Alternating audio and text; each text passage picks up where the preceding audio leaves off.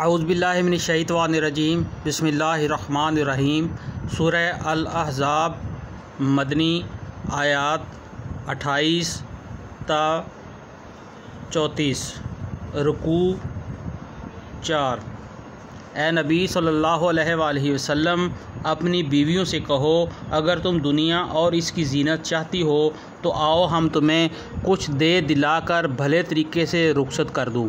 और अगर तुम अल्लाह और इसके रसूल सल्लल्लाहु अलैहि वसल्लम और दार आखिरत की तालब हो तो जान लो कि तुम में से जो नेकोकार हैं, अल्लाह ने इनके लिए बड़ा अजर मुहैया कर रखा है।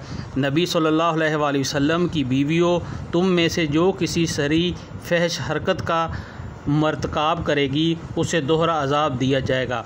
अल्लाह के लिए ये बहुत आसान काम है।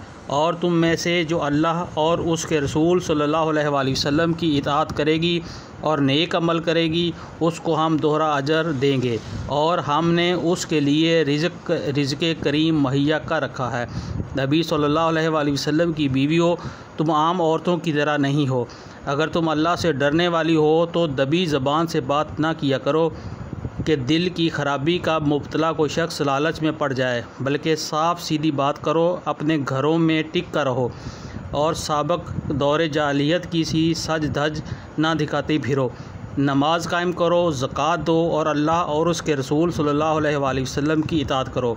अल्लाह तो ये चाहता है कि तुम अहले बैत नबी सल्लल्लाहु अलैहि वसल्लम से गंदगी को दूर करे और तुम्हें पूरी तरह पाक कर दे।